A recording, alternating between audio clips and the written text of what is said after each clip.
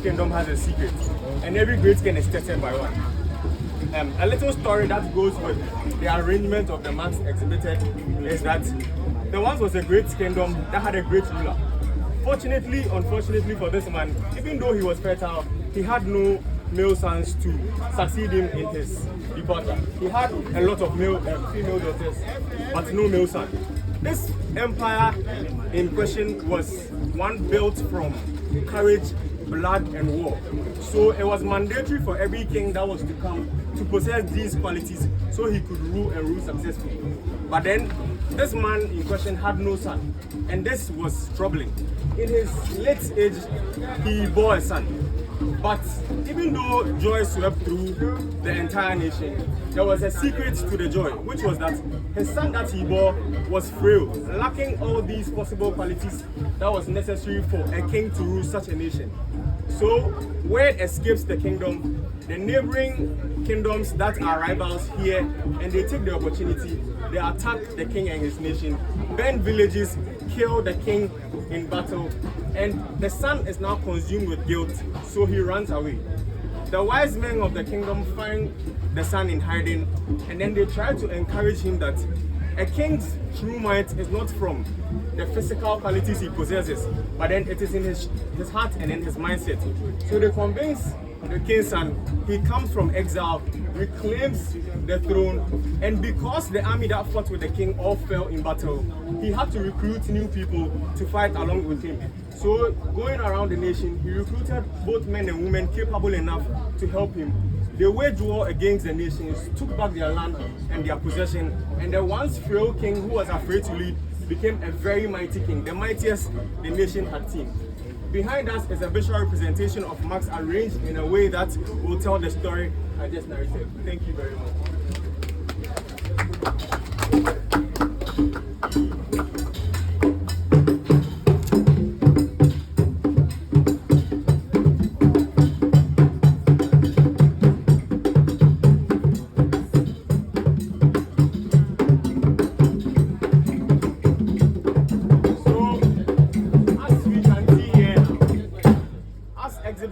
In movies and in reality, every nation or every country has a religion, a group of a deity they serve. In this exhibition and presentation, the first mask up there represents the deity of this particular nation. This mask in the middle here represents the oracle of the deity of this nation. The great king who had no male son initially is represented here above. His frail son that he had later on came. The mask exhibited beside him are the daughters he had. These are royal guards that this king had when the kingdom was successful. Now the fall of this comes, and these, the ones at the bottom, are the people in the kingdom that were later on recruited for war. This mask we see down here happens to be the warlord of the new era of warriors. And this is the oracle that went with them to wage war against the nation.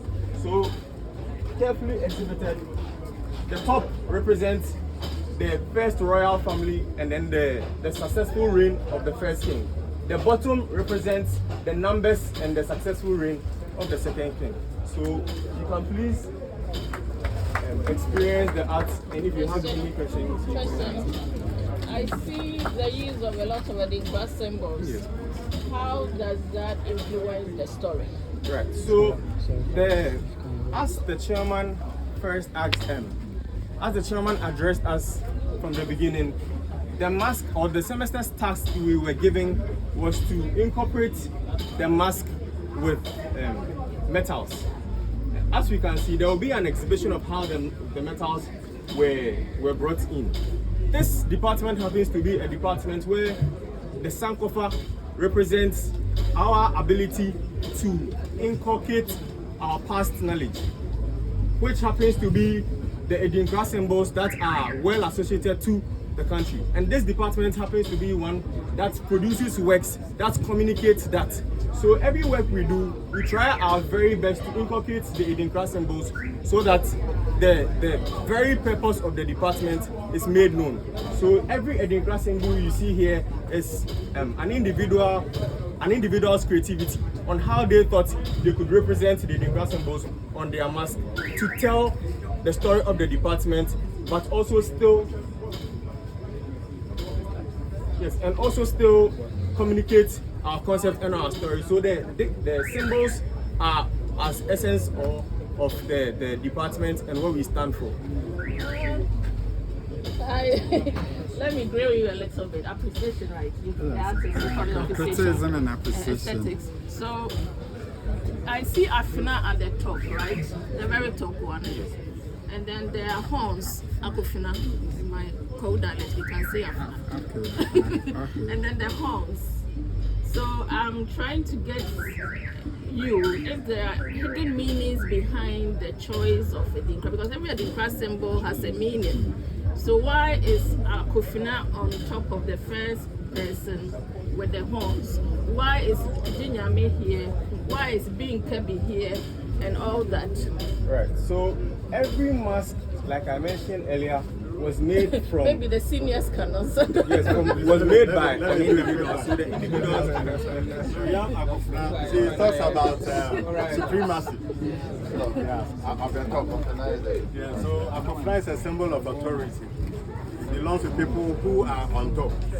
And you can see that that mask also, it has some horns on top of it. Horns is also very significant in our culture. We have one symbol we call the Akobeng. So if you possess this, then you are on top of your game. So they use that to symbolize the people who conquered and established the kingdom. Now the first successful king has the Adinkra. That's also a symbol of supremacy and leadership. Yes. So we also have the Jinyame. Without the help of the top, the supreme ones, you cannot succeed. Yes. So when you come down, Obin Kebi is a symbol of what? Unity and tranquility. So there are wise people by the authorities who advise on and on and on like that. And so let's end it here. Or we should go on and on. No, I think it's fine. So I think I've added them to the Okay, so thank you. beautiful. Well So done. while we appreciate the art, there's a table here, and we would like to engage you all in the activities that we went through to bring together some of the things that is seen here. There are very peculiar techniques that we employed in forming the materials you see here to employ them on the mask. So we'll do a little execution for you on this table.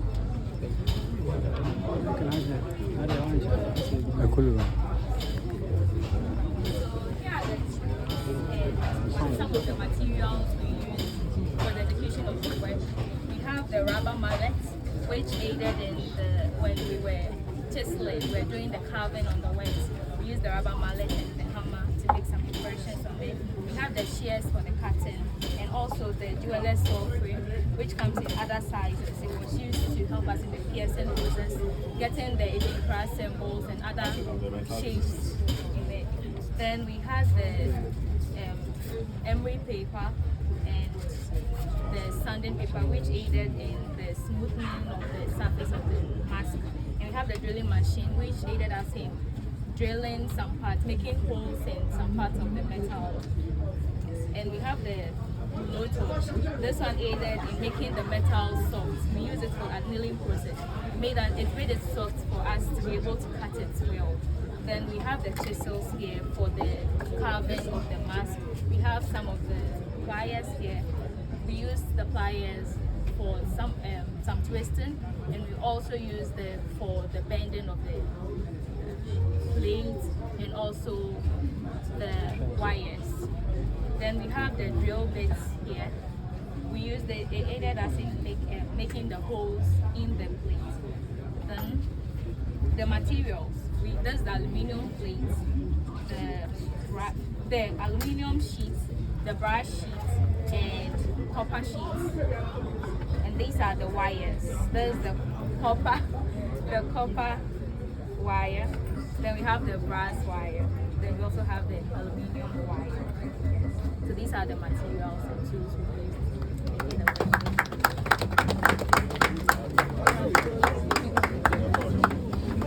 Can I take one away?